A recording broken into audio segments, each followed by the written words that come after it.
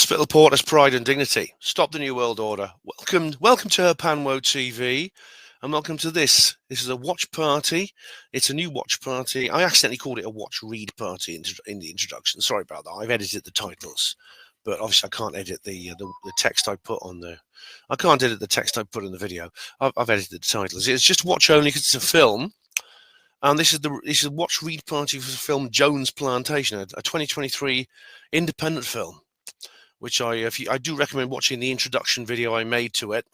If you've not done that yet, there is a link in the description box to that, so it'll give you a bit of background to this film before you watch the review. And of course, I do assume you've all watched the film now. There will be spoilers. There will be spoilers. That's why I leave a little time between the introduction and the review for you all to watch it, and then we get together and I do the review, and then we do a little live stream.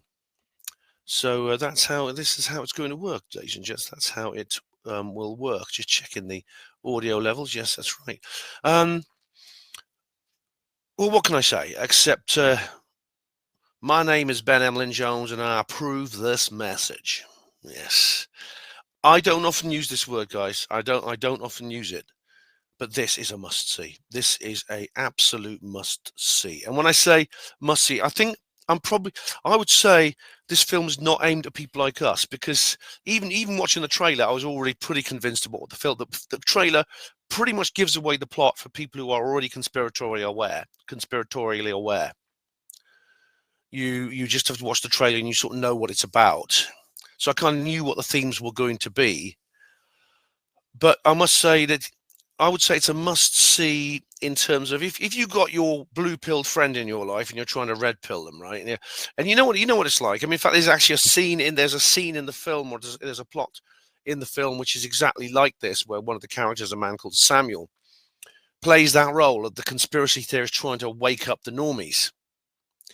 Right, and I can sympathise 100% with his position, even though I don't actually get whipped as a result. But you get a social whipping, which in some ways is worse. But if you just invite your friends, if they say, well, let's watch something, mate. Your friend comes around and says, what we're going to watch then? What's going to watch? This sort of, if you want to sort of like red pill and wake them up, show them this. Don't tell them what it's about. Don't say, well, I'm going to show you this because I want you to be a conspiracy theorist like me. Don't do that. But just show them. Just say, yeah, it's a good film. It's a little kind of like a 19th century American drama. Shall we watch that? And you can put it on. And if this doesn't red pill them, nothing will. I mean, the message is so comprehensive. It's a very obvious allegory. I would compare it to Animal Farm. I really would compare it to George Orwell's Animal Farm very much. It's very like that. It's also there's similarities to other films you might have seen, like The Village by M. Night Shyamalan, and other things such as Wag the Dog. I mean, it's all these great kind of like symbolic, allegorical movies. This deserves to be counted among them. It really, really does. And unlike those other examples, this is a very low-budget independent movie. It's not made by a big studio. The company's called Vigilante Films. It's just run by basically by the small team that put it together. And these include, they're in the cast actually. The team that put it together are actually cast members. So the writer and the director actually appear in the film as characters. And what's happening now? Sorry, my computer's doing weird things again. Sorry, here we go. Yeah, it's Lee Goldman, J.J. Green. These people are actually, they wrote and directed the film. Morris Johnson plays the main plays the anti-hero. He does it very well indeed. But Andrew Tregillia plays he plays actually quite an unpleasant character in the actual film, a guy called Jimmy Jack. So Andrew Tregillia, the director, is actually in the film playing one of the bad guys. Really, a really nasty piece of work, actually. As I said, I hadn't seen this before I suggested the watch party. I'm going in dry and unlubed, although I did have some warning because it was recommended. I think it was DJ B2, was it? I think it was DJ B2. Who recommended this. Someone actually mentioned, I think it was on one of Crafty Nihilist videos, that they were the one who recommended this film. In fact, it was actually someone brought it up in the live chat of one of the Crafty Nihilists live streams which I was on maybe a couple of months ago, and they mentioned watch the Jones Plantation. I think that might have been when I first heard about it. But somebody, I think it was DJ B2. Please do let me know. Someone did mention, I forgot who it was, did mention that they'd actually introduced me to the idea of this film. And they very wisely recommended to me, knowing I would like it. This film is, as I said, the message is simple. It's comprehensive. Anyone could get it. It's not buried deep in very sophisticated kind of symbolism and hyperbole. It is a pretty much a sort of point for point metaphor, like Animal Farm, like George Orwell's Animal Farm. It's not actually it's not nebulous. It's not something you need to think about really very deeply. It's quite simplistic in terms of its themes and its message. However, it's this message as with Orwell, actually. I mean, to give a parallel to Orwell, the simplicity of it is delivered with enormous skill. George Orwell was quite a simplistic kind of writer in many ways. He used very simple language. He didn't use long words. He said never use a word of two syllables when you could have one of one. Never use a word of three syllables when you could get one of two. Things like that. He tried to use the simplest words he could. This does the same in the cinematic realm, but it does, like Orwell, it has a genius of its own. The film is set. It's set on a cotton plantation in the U.S. Deep South, sometime in the middle of the 19th century, and it's about a plantation owned by a guy called Nathan Jones or Nathaniel Jones. I can't remember which it was. Nathaniel Jones, who is this. I suppose a bit of a caricature, and so is his wife Susanna.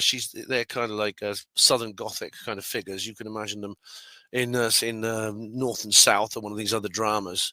And of course, this is an independent film, which inevitably is going to be quite low budget. However, it's pretty clear they have put resources into this. I mean, you need to if you're going to do a good historical movie. If you're going to do a good historical movie, you do have to spend a little bit, so to speak, because you need an accurate setting, which means you need to find somewhere to film it where it'll look like it would do in the mid-19th century. As long as you make sure all the parked cars are driven away, it will look as it did in those days. So it's got to be a place without any sort of modern street lamps, no modern buildings in the background, that sort of thing. It hasn't changed in terms of its appearance. And you need props and costumes that are accurate to the time period. So these people are wearing clothes which people of those eras would. They also speak in the way that people of those eras would. They have accents. They have like the Deep South accent. They use politically incorrect language and they have politically incorrect ideas. They obviously, the white people often use racial slurs, and all of them, including the slaves, are very religious and church going, and they use a lot of biblical and religious allusions when they're speaking. So the opening scene is basically it's a cotton field. You see them just the slaves in the field just picking cotton. Not all of them are black. There's one guy who's Irish, which is very politically incorrect to see a white slave on a cotton plantation, but it's historically accurate. I do recommend a book called White Cargo, actually. If you think this is just only black people ever suffered from this, they didn't. And so these downtrodden, wretched people are working really hard picking cotton in this field, and there's this horrible supervisor, a guy called Jimmy Jack. He's going along, barking orders at them, taunting them, abusing them. And what's interesting about it is, I suppose what's interesting about it is that I suppose he's a bit of a caricature. He spits on the ground. He keeps spitting on the ground, even in the church. He's always spitting everywhere. He goes like that all the time. And he's actually played by the director, Andrew Tregelio, or Trelia. I don't know if the name is Cornish or Italian, as I said in the introduction. The score is the score of the. It's not actually period music. It's actually quite modern sounding music. There's electric guitars, synths, stuff like that. So it's not intended to create these to be atmospherically authentic, which is not really it's not necessarily it's not necessarily essential. That I mean. Historical accuracy is good up to a point, but at the same time, there's no doubt this is going to be an allegorical story. As a result, there are sort of modern touches to it in terms of the score. Some of the language is, I mean, despite the fact that there's some modern terminology in there as well. A bit of modern, sort of a bit of modern kind of like tone to some of their language, stuff like that. Now, it's very obvious. I mean, there's no fraud in the situation. The slaves are slaves. The supervisor has a gun and he has a whip, and he'll use it on anyone who steps out of line. He Nathan is quite happy with the way things are, but his wife is frightened. His wife Susanna implores him to take more precautions because she's scared there's going to be a slave uprising, and they're all going to get killed. And Nathaniel then says that he's called someone in to sort it out, and he uses the term "trust the plan," which I don't know is a reference to that letter of the alphabet. You know, the one between the 16th and the 18th letter, which you can't say on YouTube. I don't know if it's a reference to that, the trust the plan thing. If so, then I think if this is meant to be some kind of satire on that letter, then I think it's obviously I think it's unfair. No doubt, there are things in this film which I think probably are references to, for example, the situation with Trump and that, the idea that it may be just another part of the fraud, which of course, as you know, I don't agree with. But that doesn't mean that the points made in the film are incorrect, because they're not. And so this guy turns up. Tobias Smith, his name is. he's the anti-hero. He's the principal central character and villain. And it's sometimes difficult to get into a story where the central characters are so unpleasant. There are heroic characters as well in it, but their story is very tragic. This guy Tobias Smith, funnily enough, he turns up in this. It's really weird. He turns up in this carriage. He's obviously very well off. He wears a red jacket and a top hat, and very well dressed man, very intelligent, obviously educated. He plays the piano, reads books and things like that. And he's got this family around him. There's this young girl, a young white girl, sitting in front of him. There's a black man driving the horse and cart, of course. So he has his own like slaves, and you don't see him to begin with. Then you realise he himself is black. And there's a little bit of a sort of like forced mystery there, because of course his family are not mixed race. The daughter is white, and she calls him Dad. He has a white red-haired wife. Now that wouldn't happen in those days in that part of the world. It's not only it's socially unacceptable, but also illegal. White and black people could not get married, and they could not have legitimate children. And if they had children, it'd be obvious from their appearance they were mixed race, and it's not. So you ask yourself, what's going on here? Anyway, the family of Tobias's family only appear in the opening scene, and then they're just gone.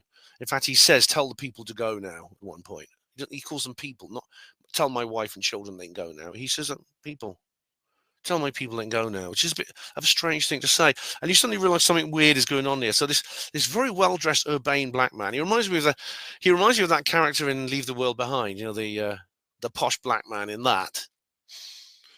Although I think his role is different in this film, because this is a very, very different film. Even though there are racial issues in this film, it's not overstressed in the way that Leave the World Behind is. So this film has a very, very different plot to Leave the World Behind. A very different plot indeed, and a very, very different themes. It is satirical and it's allegorical, but in a very, very different way. What's funny is when Tobias Smith steps up to the front door of this big southern Gothic mansion where they all live, on the plantation where the owner lives. He's just about to knock on the door, and then he turns around and he faces the camera. He breaks the fourth wall and addresses the audience. And he says, if you hold a snake too tightly, it will wriggle free, and it'll realize that it's in your grasp. But if you hold it lightly and give it some room to move around, it'll sit there in luxury. I can't remember the exact quote. You see, he has a snake with him. He carries it in his bag like a python. He's a man who's always smirking and chuckling. He's always smiling. He looks always full of himself. And he reminds me very much of Robert De Niro's character, Conrad Breen, in Wag the Dog. In other words, Breen in the film Wag the Dog, and we have done a watch party for that as well. If you remember, Breen was this mysterious Mr. Fix-It who just pops in, and no one knows where he comes from or who he is. He's kind of like he's just they describe him as he's some kind of spin doctor, wears strange clothing, unmatching suit. I mean, he has no official capacity within the organization, within the government, and it's so the central kind of player, the antagonist, the anti-hero in Wag the Dog is very similar to that position in this particular movie, Jones Plantation, because it's the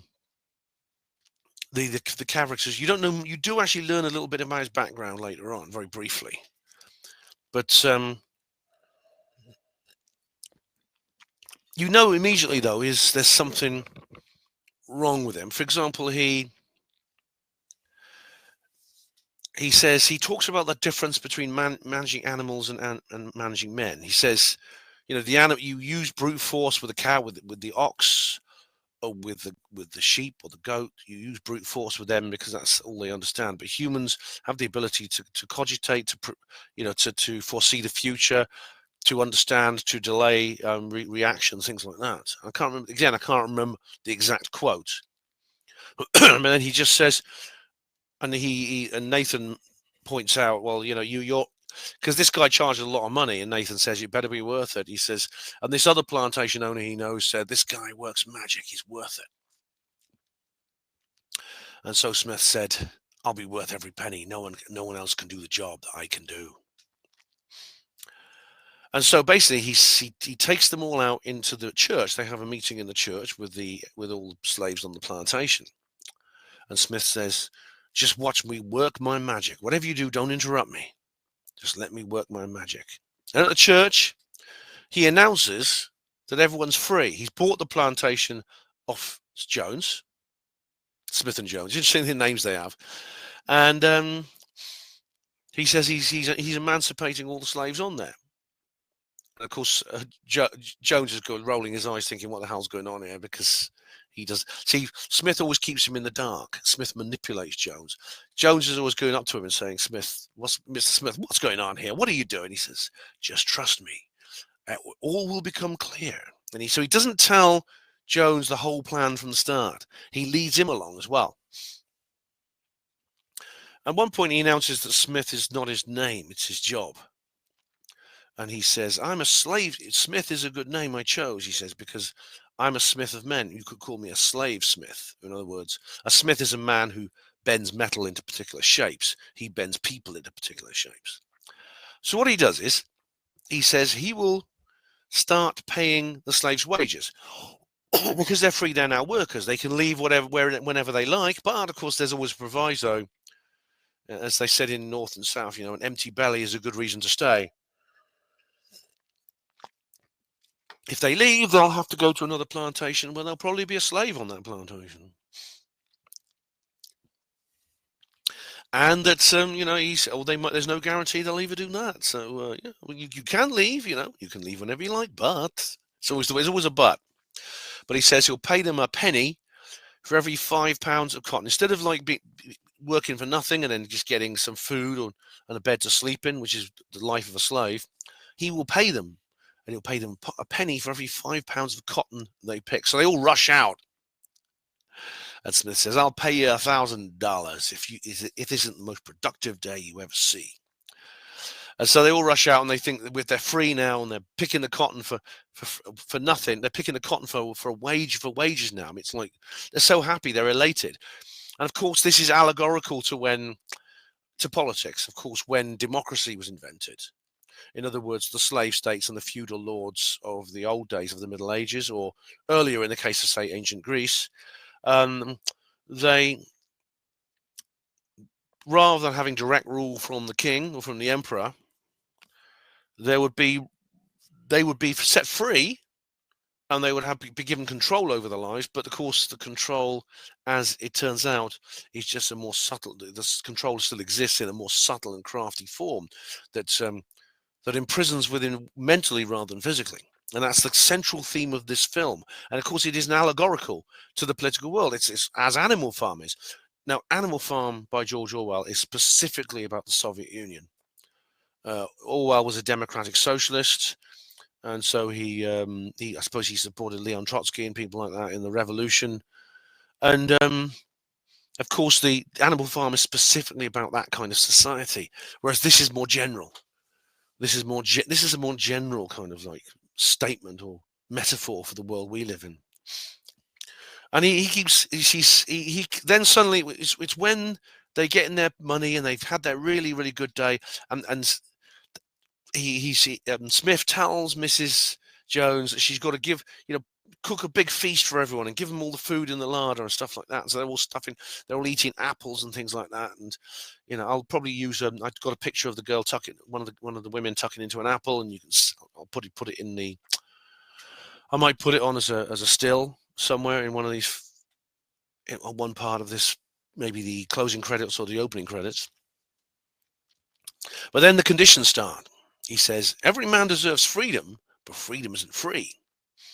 And he says, we're going to need Mr. Jones to stay on as an advisor. Now, he's the plantation owner, but Smith says, well, he's still there, but he's an advisor. He doesn't own this plantation anymore. You all do. We all own it together. We're all in this together. Those fatal words that I think were uttered by David Cameron. We're all in this together, he says. But so Mr. Jones is going to stay on as an advisor, but according to Smith, he works there along with everyone else. And Jimmy Jack, the spitting guy, he's going to stay on just in charge of security. He's not a farm supervisor anymore to keep the wall in line. He's there to protect you from danger. And then they give him two assistants. These guys called Slug and Scout, these two black guys, and they wear blue armbands to show that they are special because they're security guards, rather like the sheepdogs in Animal Farm. And the Irish guy also joins the security team too, and they all have these armbands. We just want to keep you safe. This isn't to control you; it's to keep you safe. And there's this flag. They have a flag, which I'll show you in one of the. I'll show you in the titles. And there's a Pledge of Allegiance as well. There's a Constitution. And when this first day is over, after they all swear allegiance to the Jones plantation. So at the end of all this, of course, the end of this first day, Nathan is like sitting with Smith, enjoying like a glass of sherry, congratulating themselves because Smith is saying, "My God, this really does seem to work." So Jones is saying to Smith, "Well, Mr. Smith, your plan does seem to work. But what will we do when they work out what's really going on? Eventually, they're gonna figure out that we fooled them." And then Smith turns to Jones and says, "One lie can easily lead to 1,000. They will be dead on this plant. They'll be lying dead in their graves as old people on this plantation before they work out what all those lies are." And indeed, the following day, he says to them, "Okay, we're not. I can't remember the exact quote, but he says, this is, of course, this is basically an allegory for the banking system, for finance, for fiat money." He says, "From now on, you won't get paid in pennies like in the US dollar. From now on, we'll pay you in Jones Plantation credits." And he holds up these banknotes that he's printed himself. I remember because and Jones says, "Can I have my face on them?" And they get paid in these banknotes, this money, this special money he's invented. This is a bit like the truck system they used to have in the old mines. In places like in South Wales, the coal miners were paid in these truck tokens. They didn't get proper wages. And they could only spend them in the truck shops, which is exactly the system the slaves used to have in the Roman Empire, for example. Where in some areas of the Roman Empire, like 20 to 30% of the people were slaves. They weren't allowed to. You couldn't pay them money. They couldn't use money, but their owners used to have to provide everything for them, and it took a lot of organizational work. So the owners used to just give the slaves tokens and say, "Look here, go to the slave warehouse and get whatever you need." And this is exactly the same. And of course, these JP credits, they are literally just worthless pieces of paper that, as Smith himself says, they ain't worth wiping your ass on. And he's printed them. They're not money. They're just pieces of paper, which, of course, on one level is what fiat currency, isn't it? But there's a guy who's kind of sees. There is a guy who sees through it. And there is one man. You can actually see when they're all cheering and saying, "Yes, hail that we love, justice." Was it? It comes later when the killings begin. I'll come to that in a minute, because this does get dark. This film does get dark, and they're all cheering for. They're all crying for justice and bloodlust. Right? Samuel's not cheering along. It's a guy called Samuel. He can see through it. He actually asks for some exit papers. He goes up to Smith and he says, "I'd like some exit papers, please."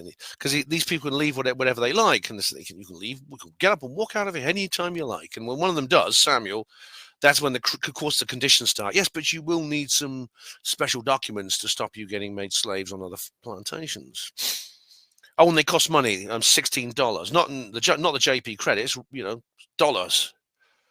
And then Samuel says, "Well, I don't have it." And Smith says, "I'll lend it to you, but you must pay me back." So again, get Samuel into debt. They're all getting into debt, by the way, with these JP credits. But Samuel's now in debt with like dollars. And it's just, Smith is coming across as like really benevolent. He shakes Samuel's hand and he says, "Good luck, son." This young man Samuel has these exit papers. And he also has which costs a lot of money for him, which he now owes Smith. Smith also gives him a little bag of coins. He had this, and he also gives him a map. But the map is a map to help him find his way. The map is just a crude pencil drawing. It's not a real map. And he also says an awful lot about. He also tells Samuel there's an awful lot to be scared of out there. He tries to hold him back with fear, a bit like. So this is like The Village. M. Night Shyamalan's The Village, which is very similar. I've done an entire video on that, but so again, spoilers. They're living in a fake world, but the people keeping them in the fake world, called the elders in the village, they use fear to prevent them. They use fear to keep the people in the village. And indeed, the same thing happens with the Truman Show. Truman is kept on the island through his fear of dogs and through fear of water and other things. And they manipulate them, they engineer these fears into him. And then you see that there's an ugly scene where a man called Charles steals some of the JP credits, these worthless pieces of paper that they use. And he says, "I just wanted to get some for KK." KK is this little girl, his daughter, his little girl. "I just wanted to buy something for KK. I'm sorry, I'll pay it back." But then they say, but then JP Jones and Smith say, "Well, you see, we have to do something about that. Now, I don't own this plantation anymore. I'm working here just like the rest of you. But, you stole money from all of us, and none of us get paid until that money comes back. And also, we have to punish you." It's very like the pigs in Animal Farm. And so, just like in the old days when a slave did something wrong, they drag him out, tie him to a tree, and they whip him. They beat him with a whip. And what's really interesting is they cover his mask. They put a mask over his face, like a muzzle. And Jones says, "What was that for? We never used to put masks over the face of the slaves when we were beating them." And Smith said, "Put a mask on a man's face. It takes away his identity, makes him passive." Well, what does that remind you of, ladies and gentlemen? I think it reminds you of something we can't say on YouTube, doesn't it? And then he says, "We could run this. I run this plantation the way I run the world." And Jones says, "I don't want to run the world. I just want to run my plantation and make a profit and make it a profitable business." And then Smith says, "Yes, but I run the entire world." And you get this idea. There's a hint that Smith is not actually a real person, that he's some kind of demon, and that it's never explained. But there's something supernatural about him. And he says, "Well," and then Jones says to him, "But the beating from Charles being beaten like that is going to make them angry." And then Smith says, we need an outlet for their anger. We need to do something else to channel their anger somewhere else. And what do? KK, Charles's daughter, turns up dead. It's quite gruesome, actually. You see her dismembered dead body with blood. I mean, and then they say she's been killed by wild beasts. And Smith, they go in there and hold a meeting in the church, and Smith has fake tears on his face. I'm afraid this sweet little girl, KK, she's been killed by wild beasts, but we'll go out and we'll get them. And this, of course, takes their minds off Charles's beating. And there's another guy called Titi. He also gets killed. He gets hanged later on, and the same thing happens. Now, I wonder, are these symbolic of 9? I think they are symbolic of the 9 and other similar false flag attacks. Can I say that on YouTube? Anyway, of course, the obvious question is, how did that little girl die? How did Titi, the young boy, how did he die? He's seen hanged. I mean, at first I thought it was a suicide. The boy gets a suicide. But Smith said this works. Smith says, I've been pulling the strings of the world this way. So again, it's a hint that he's somehow demonic. But then there's a little flashback to when he's a boy and he kills this guy called Master Morgan, who's this very cruel slave master that he had. And he got away with it. Makes it look a suicide. But there is this hint that he killed the girl, especially for this, in the same way that, false flag attacks are used in the same way to channel people's anger. So, and then they hold an election. Yes, they hold an election. What happens is they call on Jones's cousin, a guy called Earl Johnson, to come along and pretend to be like the opponent in an election, and they have party political broadcasts, and these are done as old black and white movies, which are just like modern party political broadcasts. And then they both do like hustings, and the slaves, because they're still slaves really, have to vote for one or the other, which of course is, but both of them are from the same family, and both of them are on the same side. But then Noah, one of the black workers, he wants to be a candidate too, and he does his own little hustings, and he says, "You get 2 minutes to speak, no longer." And he's just in the middle of his talk, and then Smith says, "Your 2 minutes are up, son." So obviously he's being silenced in that way, and Johnson wins and becomes the new so-called advisor or manager of the farm, the plantation. And he changes it into more of a socialist system, so everyone gets the same amount of money, but they get taxed from that money in exchange for food. There's no incentive for extra work anymore because they're all getting the same pay no matter what. But they don't get that unless they work. So it's kind of like a more left-wing system of control. And it's a very disturbing scene, actually, because there's this other young girl called Sarah, a young girl about 8 years old. And Smith goes up to her and sort of rubs her shoulders and smells her hair. What does that remind you of, smelling someone's hair, sniffing hair? Yeah, we've seen people do that before, haven't we, ladies and gentlemen? And there is this kind of hint that Jones is a you-know-what PDF file. Yes. And in terms of the security guards who are getting more and more brutal, Smith says to Jones, give a man power over another and you'll see his darker side come out. And I suppose that's true. I mean, we've all noticed it, haven't we? I suppose everyone has been in this position where someone in your workplace, your office or your factory floor. I've noticed this at the hospital. Someone gets promoted and they change. They start turning into little kind of furors. Have you noticed that? Yeah. And the less power they have, the more it goes to their head, I find out. But either way, this is reminiscent of the Stanford prison experiment. It's the Zimbardo experiment.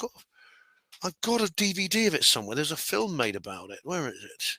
Somewhere on my pile. Maybe we could do a watch party for that. I don't know. But there's a film called the Stanford prison experiment, which is about a famous experiment done by Dr. Zimbardo. I think it was done in the 60s. They did this experiment with people. They basically took a bunch of normal people and put them in a make-believe prison. Some of them were the prisoners and some were the warders.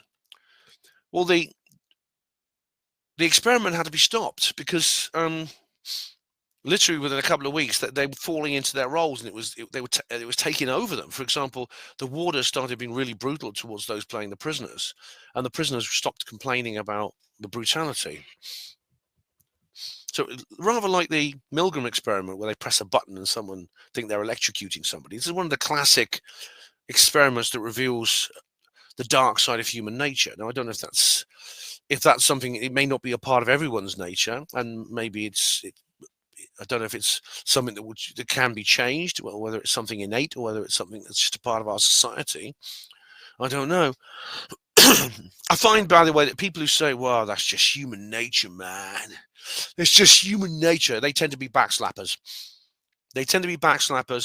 And when they say that, I think that's just an excuse to do nothing. It's an excuse not to take action, I think. So just to bear that in mind. But it's of course, as I said, another guy called Titi, a young man, gets hangs. He's found hanged, and they blame it on another plantation. This is very, very much like Animal Farm, where the pigs were always blaming it on Snowball. They were blaming everything on Snowball. And if the gutter got clogged up with mud, it was Snowball. Snowball sneaking into the farm and blocking up the drains, things like that. Now Samuel, of course, he does a runner. And as you know, he gets his papers to escape, but it's all a big scam because he gets recaptured and he's beaten really badly by the people who capture him. And it turns out Smith is paying them to do it. So it's all fake. And Samuel finds this out. Samuel finds out everything because he overhears Smith talking to Jimmy Jack about it. Jimmy Jack actually tells Samuel at one point that he didn't kill the little girl, and he says there's something dark here on this plantation. So it's like Jimmy Jack has found a conscience and is trying to warn him. But Samuel overhears Smith and not Jimmy Jack, Earl Johnson, talking about the whole setup, talking about how the whole thing, and he overhears them, and then he confronts Smith and he says, I know what you're doing here. I know you have manipulated this whole thing. I know you set up my escape and my recapture.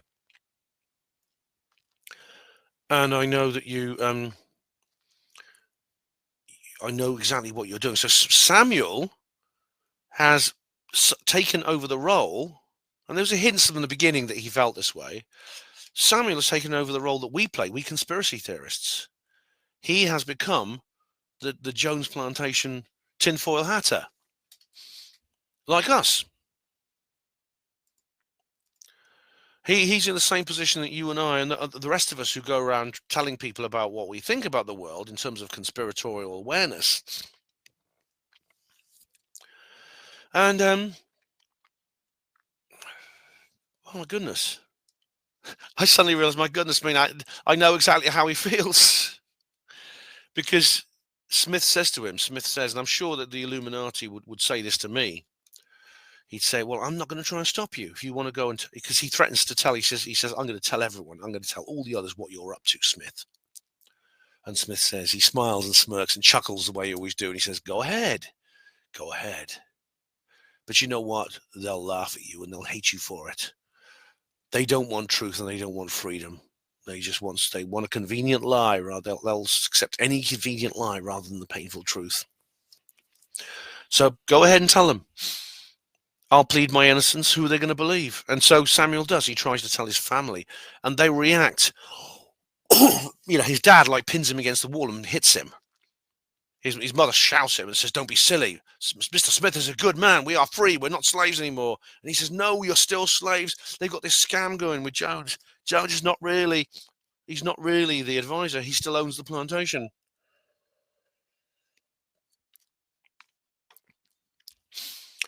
And then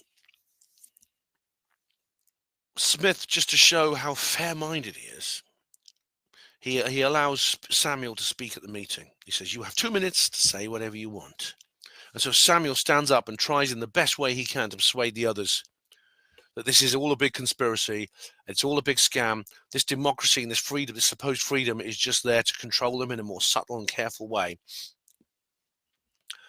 And that they've all been fooled by Smith. And of course, the people are furious with him.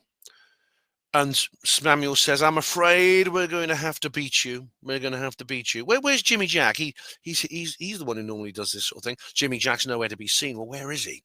There's this very disturbing shot of Sarah, the little 8-year-old girl. And Jimmy Jack comes along and pats her on the shoulder and he picks her up. "I'll give you a better view," or something. But there's the hint that he's like a PDF file. It's very disturbing. And then the ending is quite upsetting because Samuel is tied to the tree and beaten. And it's Slug and Scout who do it. The two former slaves, both black men, and they beat him. They whip him, which often happened actually on real plantations. They'd be like a lot of, contrary to popular belief, a lot of the supervisors were like superannuated slaves who kind of like were given perks in exchange for enforcing the law, the law of the plantation. And then in the very final scene, Jones breaks the fourth wall himself. He turns and looks at the audience and he says, and again, I can't remember the exact quote, "If you put physical chains on a man, you can only hold him for so long because he'll see the chains, he'll know they're there, he'll fight back and break them. But if you put mental chains on a man and you make him believe he's free, chances are he'll never realize that he's still a slave." And I can't remember the exact quote, but it's very well done. And the last line is, "The work of Mr. Slave Smith is done." And indeed, Smith is now moving on to another plantation because he sowed the seeds of the democratic scam. It's very, very good. I mean, there's actually a buzz line. There's a buzz line for the entire. It's a quote by Smith, but it's actually in the blurb for the movie. "You can control a man for a time with brute violence, but you can never truly own a man until he's convinced that your word is law and he must obey and is virtuous for doing so."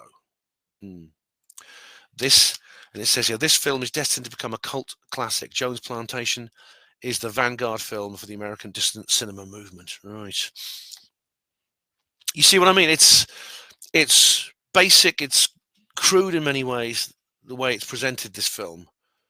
But, especially for people who are new to these ideas, it's the perfect way to get them thinking about it, along with V for Vendetta, and as I said, Wag the Dog. And in fact, it's far. I'd say Wag the Dog is a little bit under The Village. I wouldn't recommend them for your first meal of distant thought.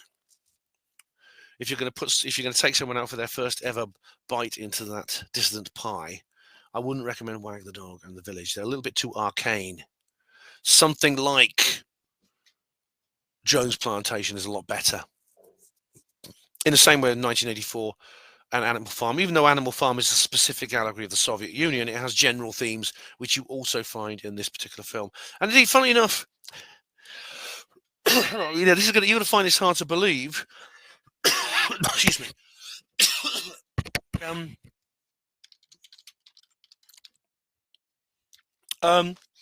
But I found another allegory, and what must be one of the most unusual, the last place you'd expect me to find a kind of allegory. The Smurfs. Believe it or not, I don't know if you've read the book. I've read two of these Smurf comic compilations. These were originally published in newspapers in the 50s and 60s, but they were compiled into books. This is one called King Smurf, and this book really it's about like a situation where Papa Smurf goes away, and the other Smurfs are left to their own devices. And they very quickly fall into a situation where one of the Smurfs becomes king and starts behaving in a brutal way with the other Smurfs. It's like the Stanford Prison Experiment. He puts together a cadre of like capos to run security and give them privileges and things like that. And it's really amazing. It's a massive political allegory. These are kids. These are for kids, but the Smurf stories are actually quite sophisticated in terms of their meaning. I find, believe it or not. It's worth reading that, I'd say. Or you may have read it. Of course, it's for children, but it has that adult kind of element to it. That slight adult kind of hidden meaning behind it, which I didn't notice when I first read it when I was a kid. Now, normally at this point, I would look at the reviews. Now, unfortunately, see, there are actually in terms of reviews, there aren't many of these. I did look up some earlier, but none of them, all the mainstream media ignored this, probably because it was a limited release film. Like I said, it was reviews. It was a limited release, independent film, low budget. It didn't have a usual distributor.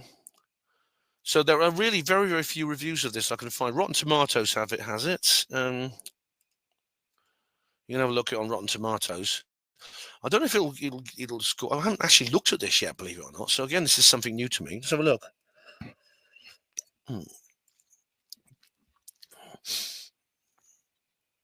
So let's have a look. It seems to vary. 80%, 93, 97, 94, 15, 91, 97. It seems to be like there's kind of a limit, and the tomatometer and the popcornometer are kind of fewer than 50 ratings. They're blank because there are no real professional reviews of this. But it has been reviewed in some places. Medium. I know this is Medium. A review by something called Medium. Here we go. Oh, this is a blog here. Issel and Aspen, the movie that claims you're out of your cotton picking mind. You're all free. Terms and conditions may apply. I like that. So I'm read this obviously, but you can go and check this out. There's the URL. And there's a couple of others like small releases here. American Civil War forums. All right, that's going to be interesting because that's about that time. That's about that period in history. The Jones Plantation movie. I'm not impressed by this trailer. Says story. It looks like Orwell's Animal Farm retold. It is in a way. It is a bit in a way. However, I think it tells it in a different way, and it's actually it's very well done. It's very well done indeed. But as I showed you in the introduction, actually, I'll go back to the official website because I did that in the introduction. But it does have some interesting reviews from people you might recognize. Let's have a look. Here we go. That's Samuel, Smith, and Jones there. You may recognize some of these names. David Icke. It's an outstanding movie because it shows how they do it. It's a classic dissection of the political system. I agree. I don't know who these other people are. James Corbett of the Corbett Report. Wow, this is a real deal movie. I really do hope this is the start of some incredible new trend in distant American cinema. Yeah, Sherry Peel Jackson again. It's 5 stars. A 5-star movie. The movie did not disappoint. The use of allegory and satire in this movie was nothing less than brilliant. Yeah, I agree. Again, it's simple, but it works. That's the main thing. It's not intended to be some big intellectual tour de force. It's intended to be understood by everyone, and its message is intended to be received by everyone and comprehended. So again, this is aimed at people who are new. It's intended to put ideas into people's heads who've never heard these ideas before. So it does what if that's its message, if that's its mission, then it achieves that, I would say. It achieves that. And it is, like I said, I did say I hope this isn't going to be some kind of bloody white guilt trip.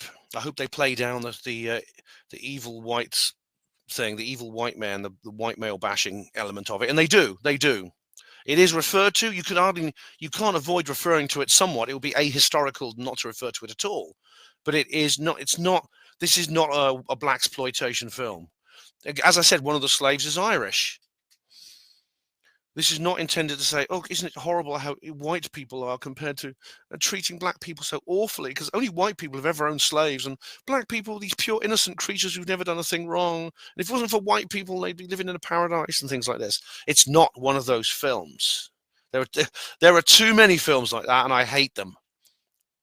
Of course, Leave the World Behind is a little bit like that. I mean, Leave the World Behind is not that bad. It's got its good side and bad side.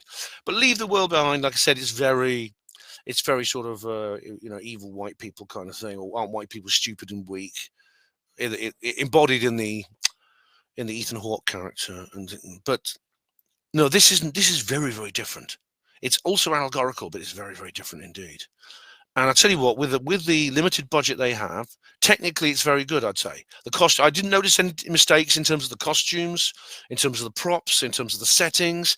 They've all, there's slave hovels, and there's the plantation. You can see there's drone footage, which I've reproduced there. This is drone footage of the cotton fields.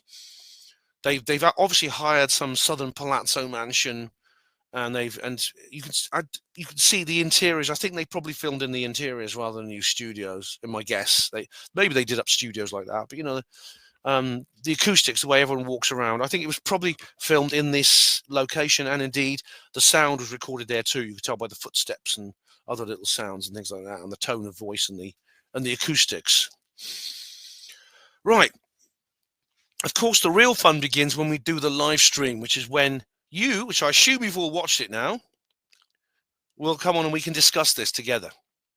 The film is available on all. You can find it on all outlets. In fact, on the website, it tells you how you can watch it. You can get a DVD of it as well. You can get DVDs of it too. I personally got it for Amazon. It's £3.49 on Amazon to rent.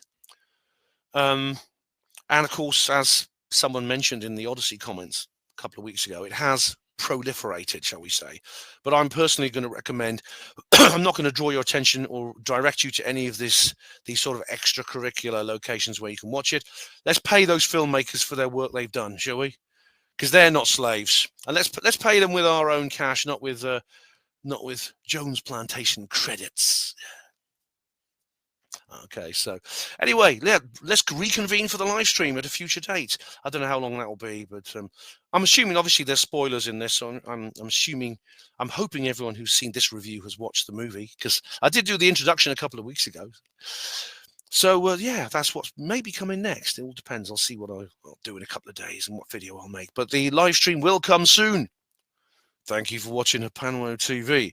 Hospital Porters, Pride and Dignity. Stop the New World Order.